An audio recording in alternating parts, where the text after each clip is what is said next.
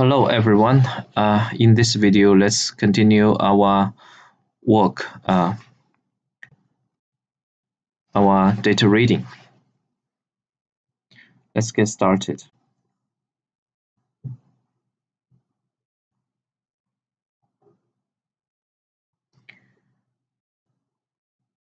So the first thing is in the last video, I missed something very important. Although we had iterate the whole data file and read every block data, but I forget to put them into the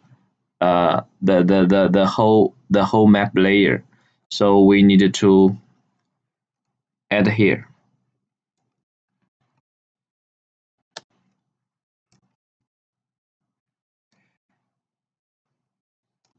Okay, now it works.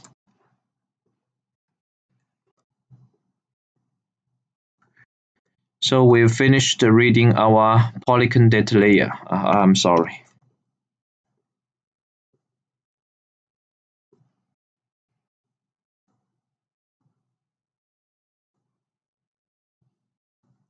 Now we can continue. Our second mission is to read a polyline data layer. At first, let's check out the file structure.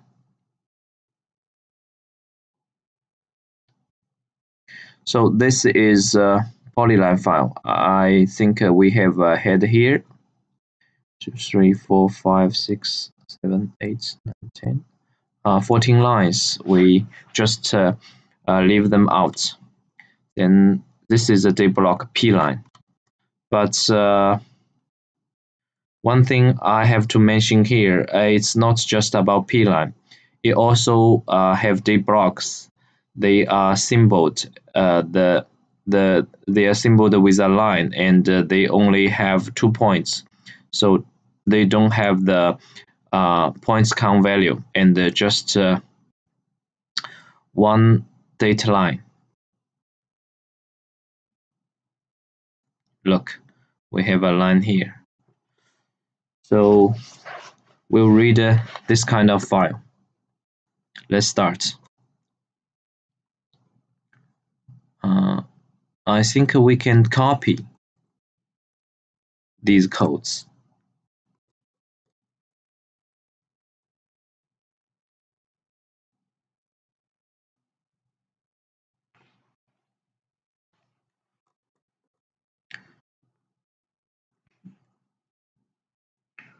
Read the polyline.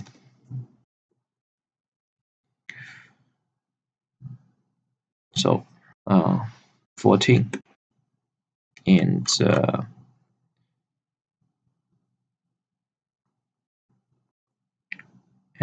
only the pen line we need to leave them out. So the iteration only exact once.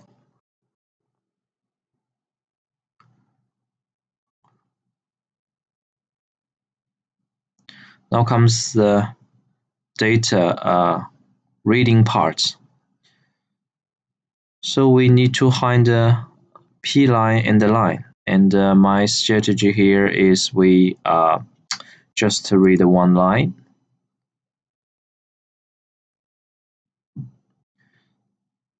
Then we start our logic.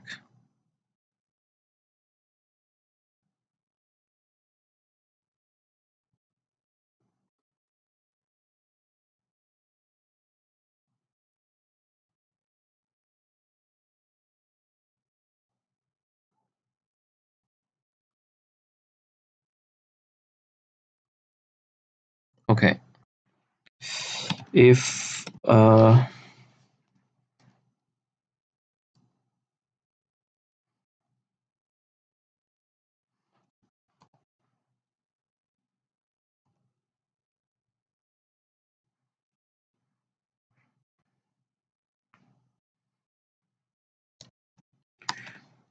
it's a line, then we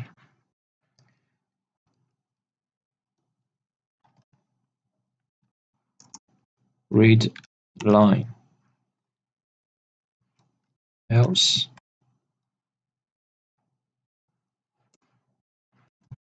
read p-line.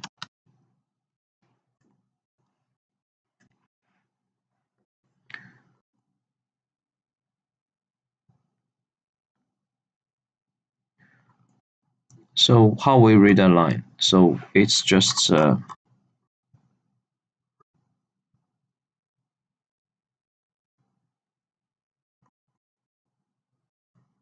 let me copy the code and save some time.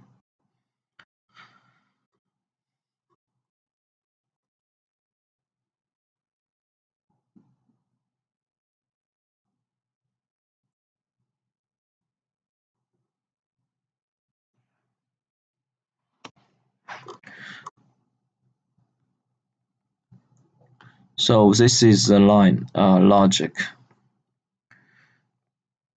This array should include 5 elements. The first one is line, so we put it into the dbtemp type, and the segment it's always 1. So we don't have a subpolygon structure like the polygon file. And we add 2 points into the longitude and the latitude double arrays. So that's it. That's the line logic. And the p-line logic, I think it's similar to the polygon reading logic. So we also copy the code here.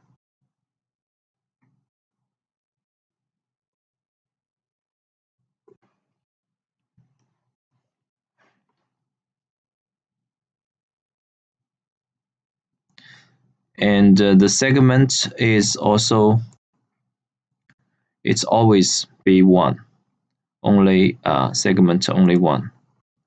Then we use this value as the iterate condition here, I count. Then we read and split these lines just like the polygon logic and put them into the data block object. So we don't need these things here. And after the if and else, we leave 1 line away.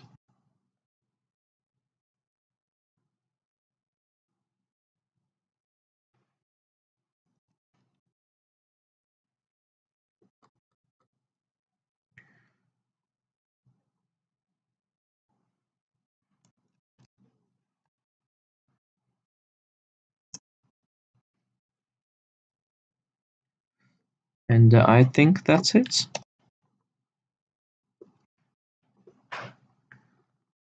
So this is our load polyline date method.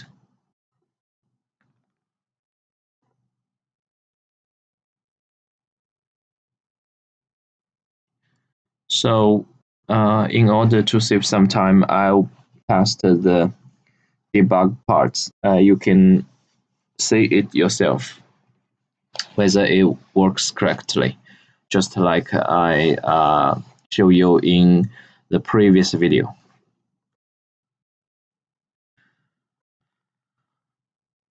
Now we need to read the points data file. This is okay. It's the most simple file we need to handle till now. So it's just a bunch of points here, and every point we put it into a single data block. Then we leave this line out, and we finished our reading. But here we need to considering the mid file. We'll read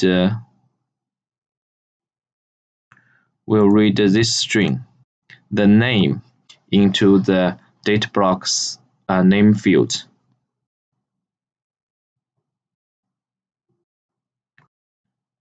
So here we can also copy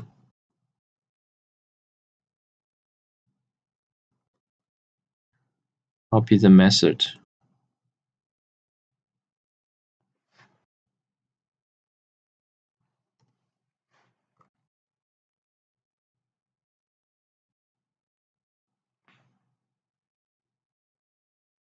Read point data.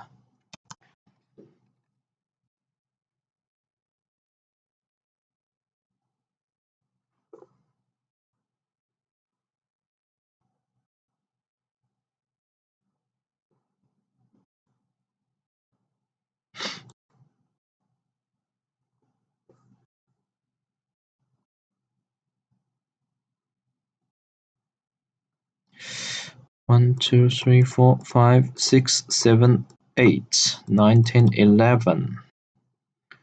So we ignore 11 lines. Then we read db block, data line, splits, and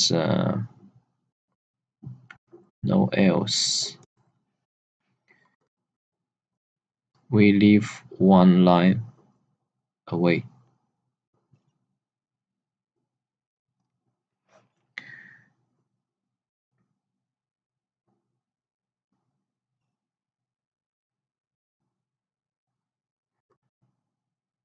So the type is the first element of this array, and the segment is always 1, and we just need to only read 1 point, and I think that's it.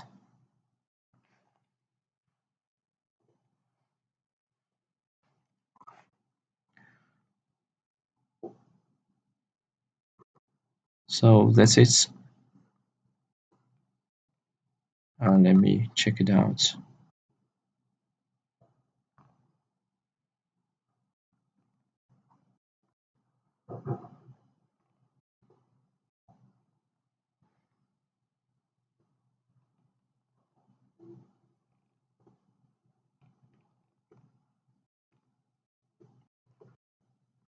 So we don't need this logic.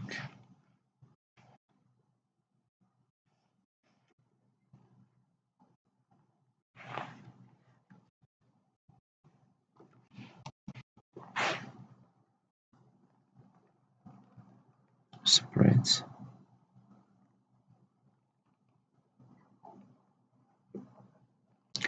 Yeah, perfect.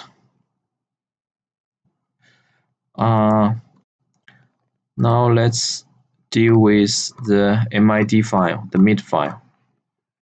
So here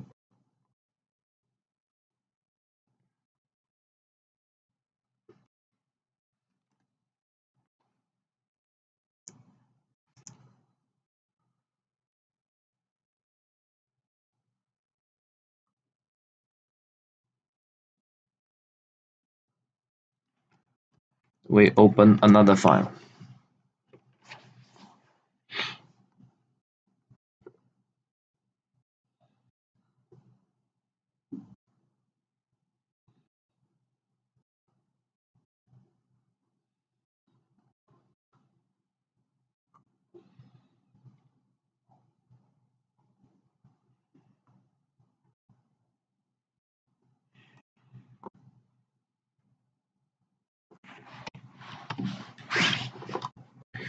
And I'll explain these codes. We open another file, it's a mid file. Then we define the separation, because as you can see, my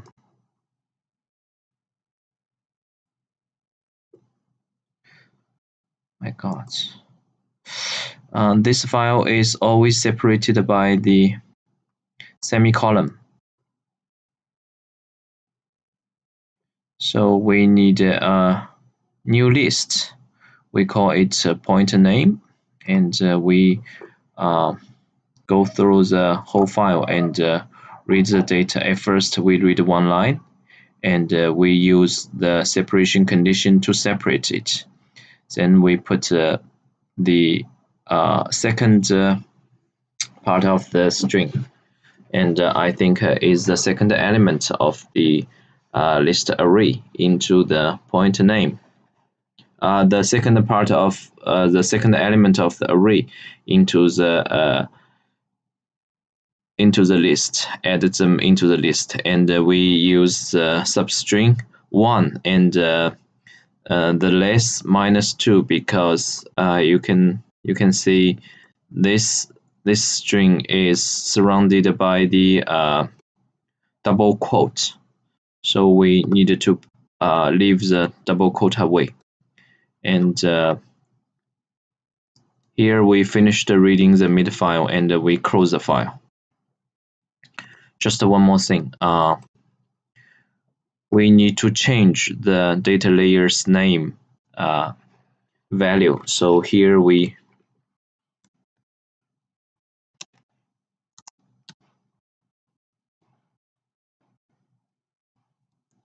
you use the count of pointer name, or you use the count of the layer date, mean the number of blocks actually they are same, because this is a characteristic of the MID and the MIF file. So it will not they can't be unequal. So it's okay to do this here.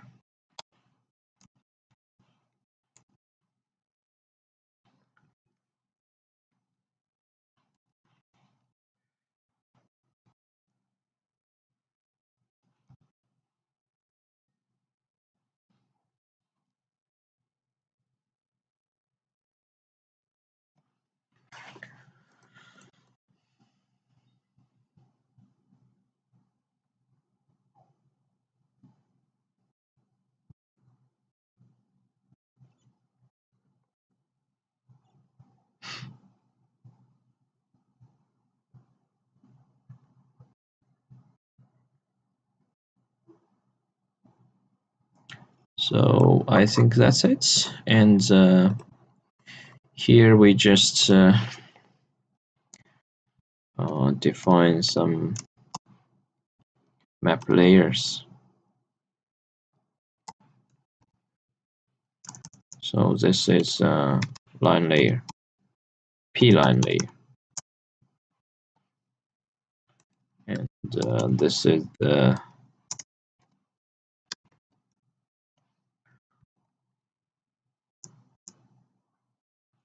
pointer layer.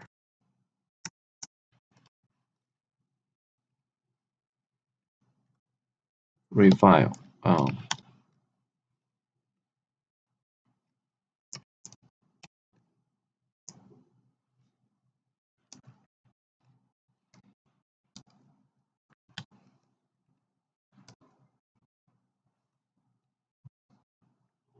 All the p-line data.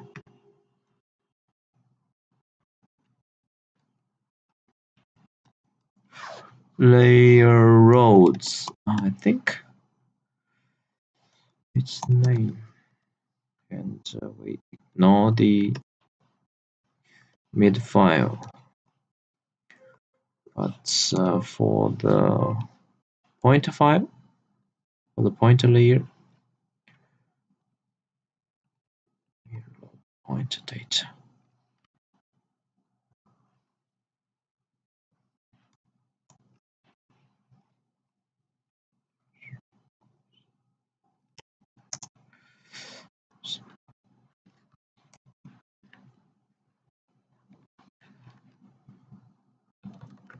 We need to read the two files. Let's say the name of the file. Layer places.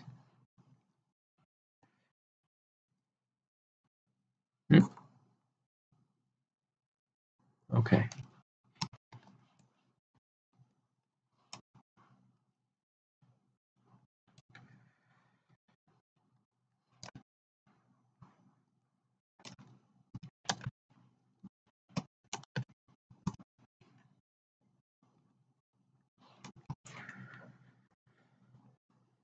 Okay, I think that's it. Let's run. Okay, at least so far so good. And in the last part of the video, I will add some UI element into the form. Let's change it first. The form text. Let's change it. Simple map. Okay, and we add menu.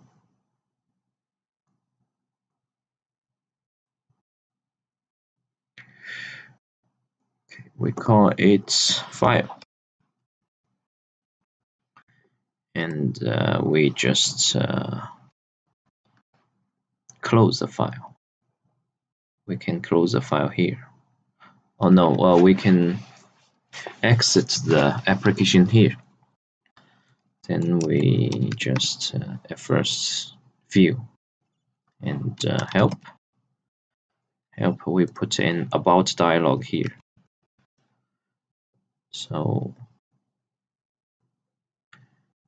and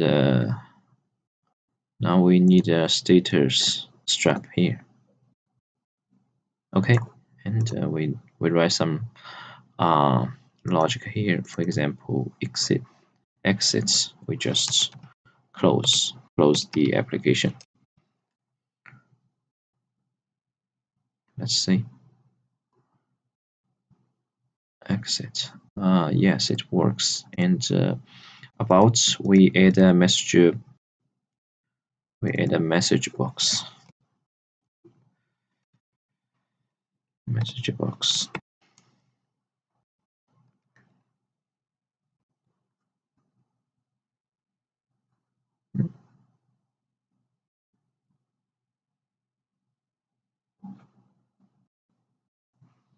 Why we don't have?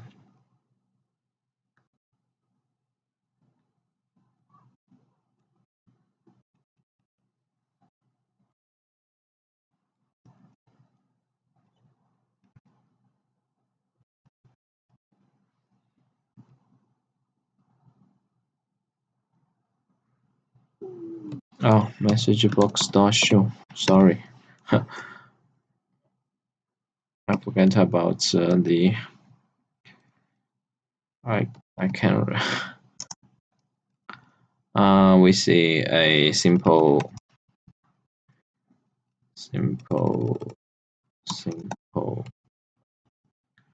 vector map application.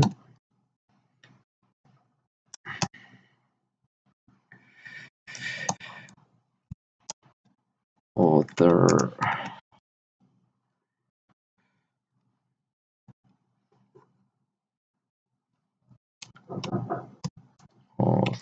and version 1.0. This is a simple map. Actually, it's very simple. And click about simple map, a simple vector map application. And the author information and the vision information. Nice. I think so. That's it. And I think you'll find it useful. And I'll see you later. Thank you.